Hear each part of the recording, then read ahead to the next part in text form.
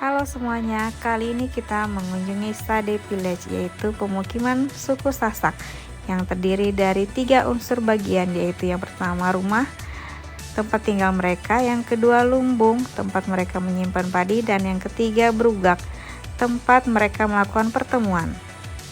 Untuk lebih jelasnya, tonton videonya sampai habis ya.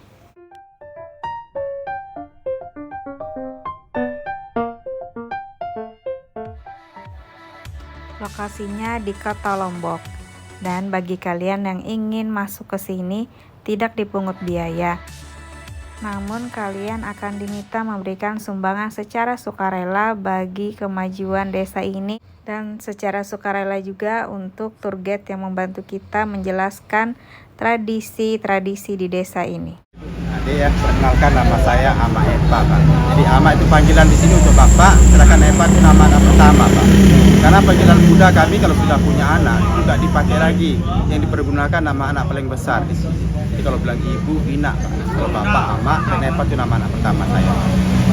Dan Bapak Ibu yang saya hormati, saat ini berada di kampung tertua di sini yang ada di Lombok, tepatnya di Lombok Tengah bagian selatan. Nama kampung. Usia kampung kami ini sudah sekitar 15 generasi, dan di sini ada 150 rumah, satu rumah satu kepala keluarga, penduduknya sekitar 700 orang di sini. Dan kami 700 orang ini satu rumpun keluarga, masih satu garis keturunan. Karena kalau menikah sampai sekarang kami di sini masih dengan suku kumisan, Bapak. Di antara kami di sini sampai sekarang masih belum ada yang menikah dengan orang luar. Karena itu kesadaran sendiri untuk mempertahankan garis keturunan. Dan tradisi kami menikah, kalau di sini tidak boleh melamar. Karena kalau misalkan melamar, itu menurut kami kurang sopan, Bapak Ibu. Karena anggapan kami anak gadis ini kayak bisa diminta, Pak, kayak barang. Jadi masih dengan cara tradisi kawin lari atau kawin culik di sini. Itu malah dirayain, Pak, kalau culik, ya nggak dilaporin ke polisi, Bapak. Karena sekalipun dia itu seorang polisi, kalau mau menikah di sini harus dengan cara harus culik juga, soalnya. Ya. Cuman beda kawin lari dan kawin culik. Kalau untuk kawin lari, cowok ceweknya harus suka sama suka, baru ngebawa lari anak gadisnya diam-diam tanpa sepengetahuan orang tua, Pak. Karena kalau orang tuanya sampai tahu, bisa batal menikah. Dan sementara waktu anak gadisnya ini disembunyikan dulu keluar kampung. Tapi kalau untuk kawin culik, udah pacaran dulu, tapi pas diajak menikah si perempuannya nggak mau, bisa dipaksa atau digendong. Caranya si gadisnya ini bisa dipaksa, karena kawin culik ini cintanya itu datang setelah rumah tangga. Tapi mau nggak mau, setuju nggak setuju, sekalipun kalau sudah lewat satu malam anak ceweknya diculik atau dilarikan, nggak boleh batal, harus mau dan akan tetap berdasarkan acara-acara perkawinan secara istiadat maupun secara agama. Cuma syarat utama bagi anak perempuan, kalau belum bisa nenun, nggak boleh dulu menikah, Pak. Jadi harus bisa buat kain dulu baru boleh diculik atau dilarikan. Karena di sini menikahnya usia muda di sini, 15 tahun, 16 tahun di sini. Karena kalau sudah usia 20 nggak menikah malah dibilang perawan tua di sini, Pak. Karena kan kami biasanya di sini menikah muda dan menikah dulu baru pikir masa depan di sini. Kalau untuk pekerjaan, semuanya kami di sini bertani padi. Tapi sekali setahun bertani karena nggak ada pengairan irigasi, Pak, cuma nunggu hujan. Selain dari bertani, nanun ini sebagai sehari-harinya di sini. Nanti sambil kita keliling ke atas, foto, video, silakan bebas. Dan nanti kita bisa masuk di rumah kami yang tertua. Karena di sini kalau ngepel rumah, seminggu sekali menggunakan kotoran sapi, kotoran kerbau, Bapak Ibu. Jadi rumah kami kalau belum dipel, belum dianggap bersih di sini. Tapi biar baunya sebentar, kotoran kerbau yang dipergunakan yang baru-baru keluar. Karena kalau sudah 2-3 hari keluar, akan lebih lama hilang baunya. Jadi yang masih fresh. Itu ngepelnya pakai tangan, dicampur air, Ibu. Setelah sejam dipel, nanti kita gosok pakai batu. Jadi kotoran kerbaunya pun langsung nempel dengan fondasi. Ya, baik, mungkin sambil kita keliling, Ibu Bapak, ya. Silakan pelan-pelan aja. Nanti kalau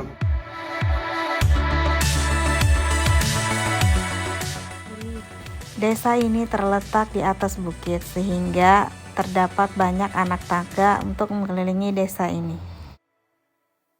alang-alang ya bertahan paling sedikit 7 tahun, Pak, baru diganti. Kalau lebih rapat memasang bisa bertahan sampai 10 tahun. Ya, jadi biarpun hujan besar nggak akan ngerembas, Pak, nggak akan bocor. Kalau ini bisa sampai 10 tahun karena lebih tebal, lebih rapat memasangnya, Pak. Nah, jadi sebelum dipasang, alang-alangnya pun akan dianyam terlebih dahulu, Pak. Tapi anyamnya kan secara gotong royong, karena di sini nggak ada semacam sistem upah di sini, Bapak. Jadi mengerjakannya itu masih sama-sama di sini. Kami namanya Bali Tani, Bu Bapak. Jadi Bali Tani rumah dan tani ini pekerjaan kami. Kalau pintunya di sini dibuat rendah supaya sebelum kita masuk rumah merendahkan diri sama-sama kita dan juga biar sopan sama pemiliknya. Hati-hati Bapak ya, di sini sudah banyak kenang-kenangan kejedot. Oke, ayo mari bisa masuk ke dalam, silakan. Anggap saja seperti kampung sendiri, rumah sendiri ya, jangan sungkan-sungkan. Ayo Pak, Mbak, Ibu masuk. Lepas sepatu ya Pak? Nggih, Ibu, karena kan tidurnya di sini, Mak. Oke. Iya, karena kami langsung tidur di sini, Bapak. Jadi tidurnya pakai alas tikar, karena di sini kadang pakai kasur di sini. Iya. Nah, aja silakan. Masuk ke dalam boleh.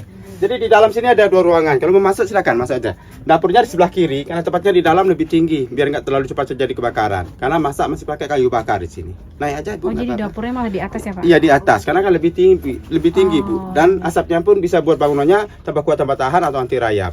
Iya. Masuk aja, Pak, masuk Permisi aja. ya, Pak. Boleh silakan. Kalau bahasanya di sini bau utama atau bisa. Bau itu artinya bisa, Pak. Dan di sebelah kanan ada ruangan tempat melahirkan. Karena melahirkannya di sini pakai dukun dan di setiap rumah mempunyai tempat melahirkan masing-masing. Ya, di situ melahirkannya Ibu, di ruangan dalam balik dalamnya itu. Karena perempuannya pun tidurnya di dalam Bapak Ibu, biar nggak terlalu cepat diculik atau dilarikan sama cowoknya. Karena kalau kami mau culik anak cewek harus malam, karena kalau siang bisa kena sanksi adat soalnya. Jadi nyuliknya itu harus siang malam hari Pak, di atas waktu isya lah seperti itu. Sanksi adatnya di sini apa Pak? Ya, sanksi adatnya tuh biasanya yang menentukan itu ketua adat sendiri Pak. Denda atau hukuman gitu? Berupa denda. Denda ya Pak? Jadi denda. Dan di sini namanya sesangkok. Di sini tempat tidur orang tua di sini dan juga tempat menerima tamu. Jadi pondasi rumah kami ini dari tanah liat dan dicampur kulit padi. Seminggu sekali dipel pakai kotoran kerbau. Ini sudah sekitar 3 hari dipel. Mungkin 2 hari lagi sudah mau dipel lagi Bu, karena kan cuacanya lagi panas.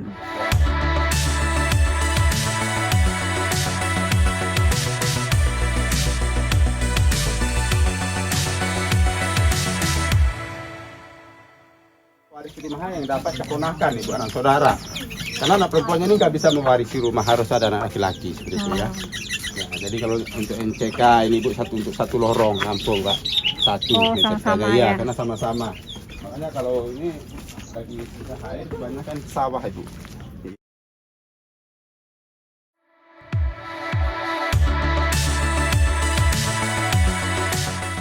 Di sepanjang jalan kita akan banyak menemui kain-kain songket yang ditendun oleh warga Sasak ini. Dan kita juga bisa meminjamnya untuk sekedar berfoto.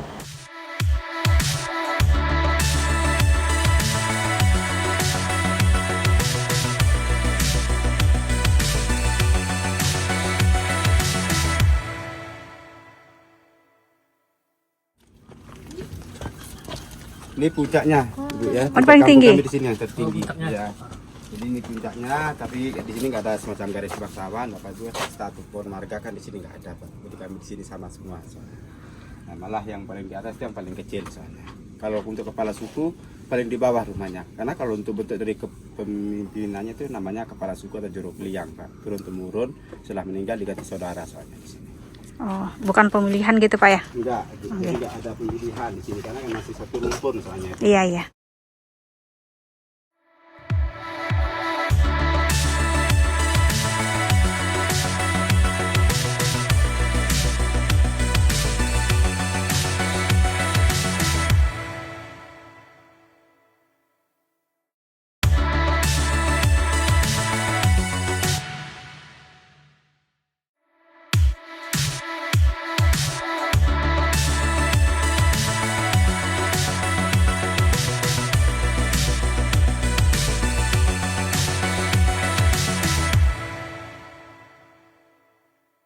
Setahun bertani, hasil panennya pun disimpan di atas untuk konsumsi sendiri Bapak Ibu. Hanya pakai tangkap pintunya ini. Ya, satu lumbung 7-8 kepala keluarga yang punya Pak. Dan ini pun di setiap tiangnya ada penghalang tikusnya yang ini Bapak. Ini fungsinya sebagai penghalang tikus karena kalau sudah sampai kepalanya di sini jatuh akan jatuh gitu Bapak, nggak bisa naik ke atas. Iya, di setiap tiang ada penghalang tikus. Ini dari kayu. Bali, ini dari kayu lokal. Jadi lumbung padi ini menjadi ciri khas dari Pulau Lombok itu. Karena kan kalau kita lihat Pulau Lombok itu mirip-mirip lumbung soalnya. Di sini saya juga mendapatkan kesempatan untuk menenun kain yang diajarkan oleh penduduk desa Sade. Tidak boleh melamar, karena kalau melamar malah kurang sopan di sini. Karena dapat kita anak gadis itu kayak bisa diminta. Maju lagi. Oh gitu, harus kencang ya? Jadi ada usaha juga. Video ya. Iya. Ini yang dipegang dia. Pegangnya kayak gini. Coba tangannya sebelahnya lagi. Ya baru diayunkan. Trek ya 3 kali. Jangan kaku, lemas saja. Bu. Nah, habis itu nih angkat. Masukkan ini benangnya. Supaya lewat sini.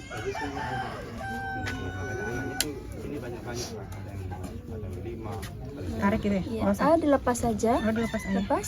Nah, dipadatkan lagi. Habis itu tangan kirinya megang di tengah sini. Tangan kiri di tengah sini, di tengah. Tengah batu. Tangannya. Ini sudah menyilai. Ini ambil, masukkan ke sini. Angkat lagi, Bu, angkat lagi. Oh. Nah, ini dilepas. Padatkan lagi. Nah, habis itu nih angkat. Masuk lagi benangnya lewat situ, Bu. Kebalik ke situ. Tuh. Ya ini.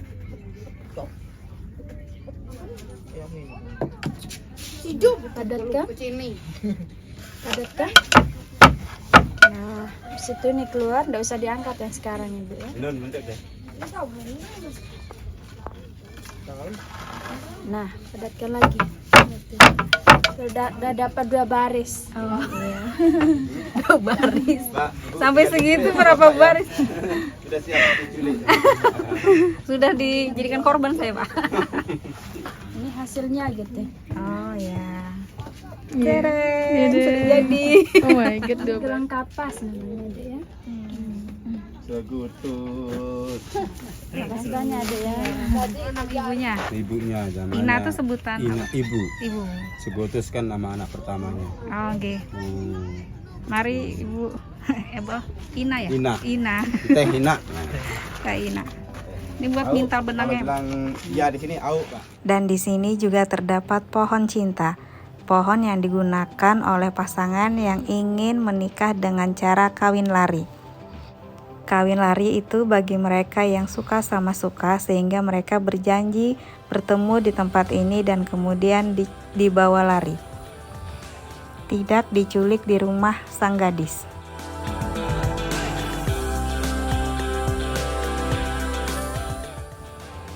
Di sini juga terdapat masjid tempat mereka beribadah. Namun, lantainya di ini menggunakan keramik, jadi tidak dibersihkan dengan menggunakan kotoran sapi atau kerbau.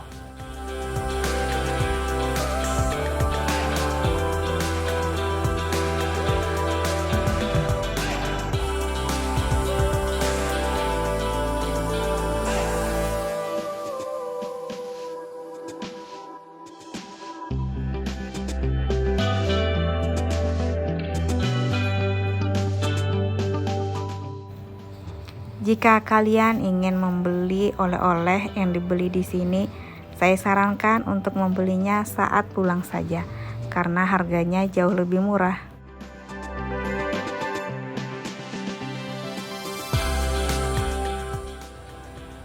Bangunan lumbung padi ini menjadi ikonik desa ini.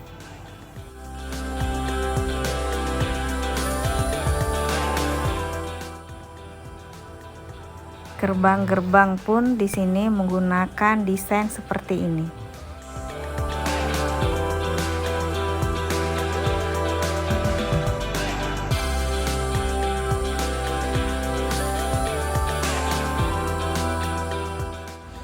Juga tempat untuk menyimpan tandan mereka. Asik kan? Tuh ATM juga menggunakan desain ini. Sekian kisah kita untuk Desa Sade. Selanjutnya kita lanjutkan kisah berikutnya.